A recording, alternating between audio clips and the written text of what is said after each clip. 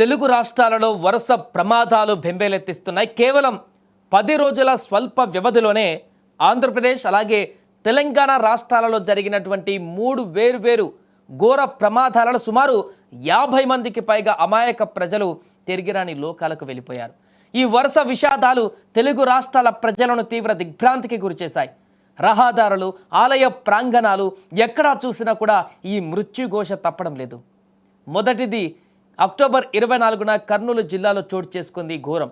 ఈ బస్సు ప్రమాదంలో 20 మంది ప్రయాణికులు దుర్మరణం పాలయ్యారు, సజీవ దహనమయ్యారు. అక్కడ కర్నూలు వి ట్రావెల్స్ కావేరి బస్సులో జరిగినటువంటి ప్రమాదం ఇది. బైకును ఎక్కించడంతో మంటలు చెలరేగా బస్సులో పూర్తిగా 19 మంది అక్కడే సజీవ దహనమయ్యారు. అంతకంటే ముందు డివైడర్ను ఢీకొట్టినటువంటి బైకర్ మృతి చెందాడు. పలువురు తీవ్రంగా గాయపడ్డారు. అతివేగం, అజాగ్రత్త వంటి మానవ తప్పిదాల కారణంగానే ఈ యొక్క ఘోరం జరిగింది. అలాగే నవంబర్ 1న మరో ఘోరంతో తెలుగు రాష్ట్రాలు ఉలిక్కిపడ్డాయి.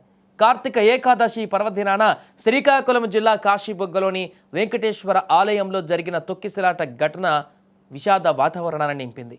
అధిక రద్దీని అంచనా వేయడంలో నిర్వాహకుల వైఫల్యం, రైలింగ్ కూలిపోవడం వల్ల జరిగిన ఈ దుర్ఘటనలో 9 మంది అమాయక భక్తులు అక్కడ ప్రాణాలు కోల్పోయారు.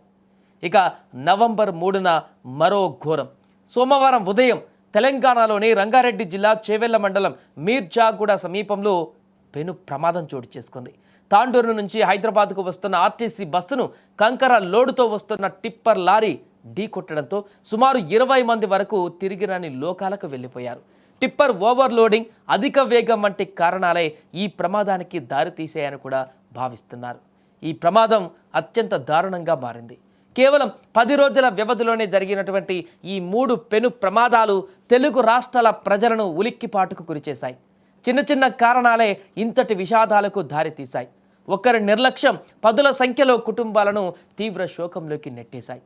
ఇవి కేవలం మనం చెప్పుకుంటున్నటువంటి భారీ ప్రమాదాలకు సంబంధించిన వాటిలోనే 50 మందికి పైగా మృతి చెందారు.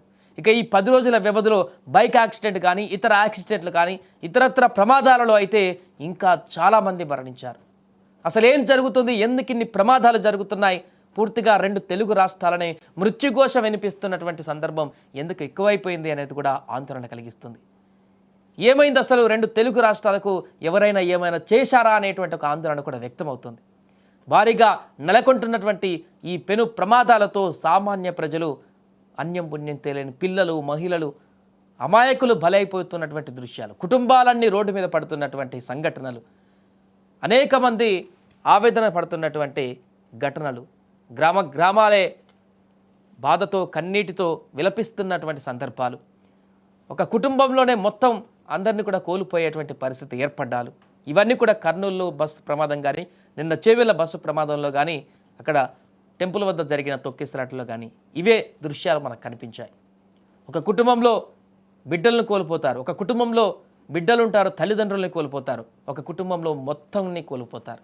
ఇలా ఎక్కడ చూసినా కూడా ఈ 3 ప్రమాదాలలో ముఖ్యంగా భారీ ప్రమాదాలుగా మారాయి కాబట్టి ఎక్కడ చూసినా కూడా ఈ యొక్క తీవ్రమైనటువంటి దుర్ఘటనలు 2 తెలుగు రాష్ట్రాల ప్రజలని కలిచివేశాయి. ముఖ్యంగా నిన్న చేవెళ్ల ప్రమాదంలో చూస్తే కర్నూలులో జరిగినటువంటి బస్సు అగ్ని ప్రమాద ఘటనకు మించి నిన్న చేవెళ్లలో జరిగిన బస్సు ప్రమాదం కనిపించింది. అంత తీవ్ర స్థాయిలో ఈ యొక్క ప్రమాదం జరిగింది. కంకర మొత్తం ఆ కూర్చున్నటువంటి సీట్లలో ప్రయాణం కొనసాగిస్తున్నటువంటి ప్రయాణికుల మీద కంకర మొత్తం పడిపోయి కంకరలోనే సమాధి అయిపోయినటువంటి పరిస్థితి ఏర్పడింది. అలాంటి దృశ్యాలు అక్కడ కనిపించాయి. ఈ వరుస ప్రమాదాలతోటి అసలు బయటికి వెళ్ళాలంటేనే భయపడేటువంటి పరిస్థితి సామాన్య ప్రజలకు వస్తుంది. రోడ్డు మీదకి వెళ్ళి ప్రయాణం చేయాలంటేనే భయాందోళనకు గురయ్యేటువంటి పరిస్థితి ఏర్పడింది. ఎందుకు ఇలా ప్రమాదాలు వరుసగా జరుగుతున్నాయి, ఏ కారణం చేత జరుగుతున్నాయి అని చెప్పి కూడా ఆందోళన వ్యక్తమయ్యేటువంటి పరిస్థితి ఏర్పడింది. ఏదేమైనా కూడా గత 10 రోజుల్లో నెలకొన్నటువంటి ఈ ప్రమాదాల లిస్టు చూస్తే భారీ ఎత్తున ఉంది. 3 ప్రమాదాల్లో చూస్తేనే 50 మందికి పైగా మరణించారు. నిన్న ఏపీలో మరొక ప్రమాదం చోటు చేసుకుంది. ప్రైవేట్ ట్రావెల్స్ బోల్తోపాటు అక్కడ ఒకరు మరణించారు. ఇంకోటి బైక్ యాక్సిడెంట్ అయ్యి అక్కడ 2 మరణించారు. ఇలా చెప్పుకుంటూ పోతే ఈ 10 రోజుల్లో జరిగినటువంటి ఘటనలు కోకొలు వందల సంఖ్యలో మరణాలు సంభవించాయి.